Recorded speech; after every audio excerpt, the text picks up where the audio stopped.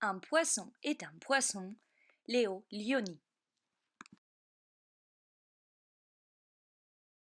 En bordure de la forêt, un tétard et un véron nagent au milieu des herbes d'un étang.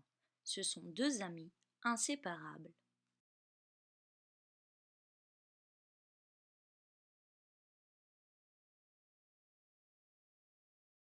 Mais voici qu'un matin, le tétard s'aperçoit que deux petites pattes lui ont poussé pendant la nuit. Regarde, dit-il tout fier. Regarde, je suis une grenouille. Allons donc, dit le Véron. Comment pourrais-tu être une grenouille alors qu'hier soir tu étais encore un petit poisson comme moi?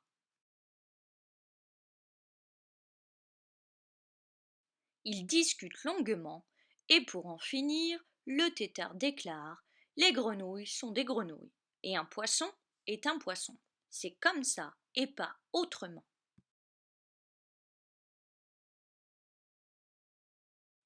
Dans les semaines qui suivent, la queue du tétard devient de plus en plus petite et deux minuscules pattes lui poussent à l'avant.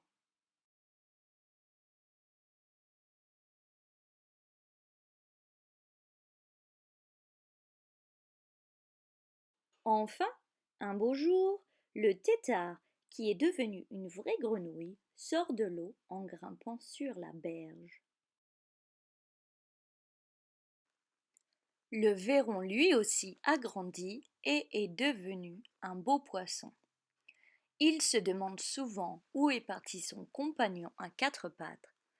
Mais les jours passent, les semaines passent et la grenouille ne revient pas.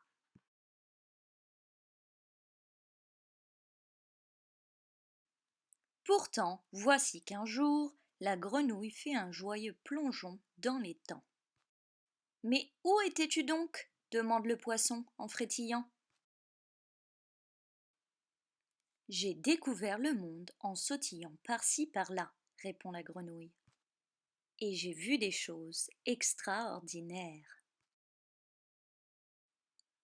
Lesquelles, par exemple? Interroge le poisson.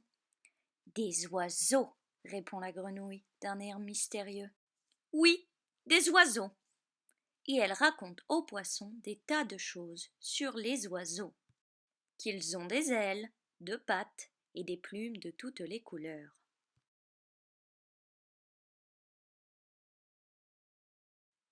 Et pendant qu'elle raconte, son ami croit voir voler des oiseaux pareils à de gros poissons à plumes. Et puis, qu'as-tu vu encore? Demande-t-il avec impatience. Des vaches, dit la grenouille. C'est drôle les vaches. Elles ont quatre pattes, deux cornes, elles mangent de l'herbe et elles portent des sacs roses pleins de lait.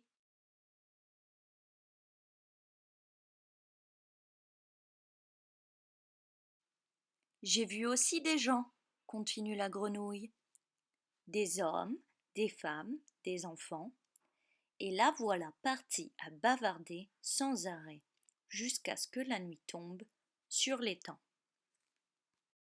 Mais le poisson a la tête tellement pleine de choses merveilleuses, éblouissantes de couleurs, qu'il ne peut s'endormir. Ah, si seulement il pouvait bondir comme son compagnon et aller à son tour découvrir ce monde étonnant.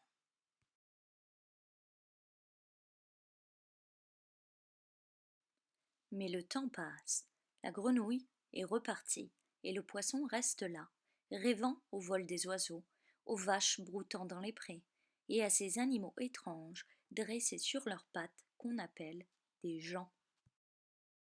Un jour enfin, il se décide.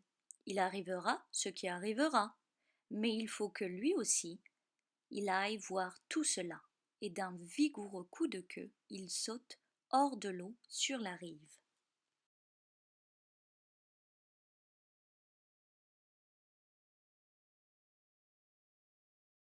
Il atterrit sur l'herbe sèche et tiède et reste là, suffocant, incapable de respirer ou de bouger. Au secours, gémit-il faiblement. Par bonheur, la grenouille chasse les papillons dans les parages. Elle l'aperçoit et vite, de toutes ses forces, elle le repousse dans l'étang. Encore tout abasourdi, le pauvre poisson flotte dans un moment entre deux eaux. Puis il reprend son souffle et laisse l'eau pure et claire emplir et rafraîchir ses ouïes. Il se sent de nouveau tout léger et, comme auparavant, un bref mouvement de la queue lui suffit pour évoluer dans tous les sens.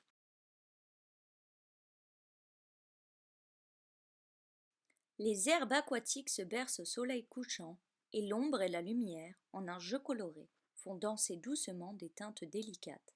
Ce monde merveilleux est sûrement le plus beau. Le poisson sourit à la grenouille qui le regarde assise sur une feuille de nénuphar. Tu sais, lui dit-il, tu avais raison. Un poisson est un poisson.